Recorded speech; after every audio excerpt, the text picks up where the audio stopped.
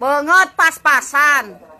Duit kadang gablek kadang henteu, tapi masih kene loba nu sirik. Hebat kan? Peladageun. Dengekeun besti, usahakeun hirup tenang, senang, nyaman jeung bahagia. Keun welah urusan nu lain mah kan loba anu sok nguruskeun hirup urang. Peladageun. Hirup aing mah teu sieun teu boga babaturan, teu sieun teu dimilikan, teu sieun dijauhan. Kira baris deket jarauhan mah jor lah kadaritu. Naon deket oge rudet. Peladageun. Panyakit hate, tabib, dokter, moal bisa ngubaran. Hoya. Teu munapik besti dina otak urang mah saukur aya duit jeung kumaha carana lamun hirup kudu loba duit. Ngeri besti zaman ayeuna mah lamun teu boga duit kusabab anu dihargaan yang dileret teh anu loba duit. Bener teh besti. Ya, apal teu keluhan ibu-ibu rumah tangga? Pasti duit belanja beak. Salah, duit balanya mah cukup. Kuota meureun beak. Kuota mah bisa beli sorangan. Terus naon atuh? Keluhan ibu-ibu teh, isuk-isuk nyesek baju, sore ngangkat baju, penting buka baju. Suka dukana tukang warung.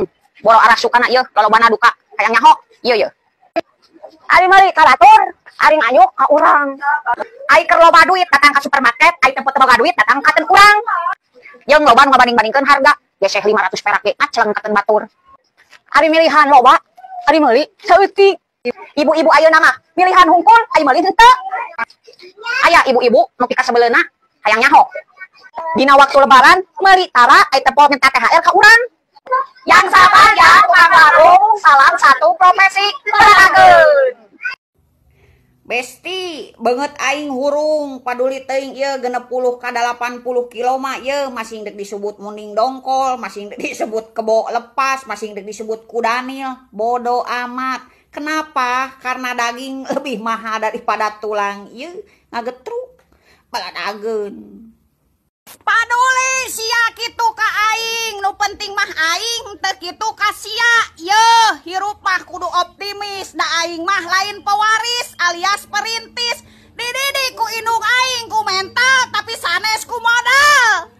Peladageun. Sagoreng-gorengna aing, samiskin-miskina aing oge boga hate bagong, ulah sok sangeunahna wae sia ka aing teh. Peladageun. Gayana sok kaya, dibilang miskin, marah. Di sosmed bisanya pamer harta, pamer benda. Giliran dibagi raskin gak kebagian ngamuk. Saha deui lain si eta mata. Tah si eta peladageun.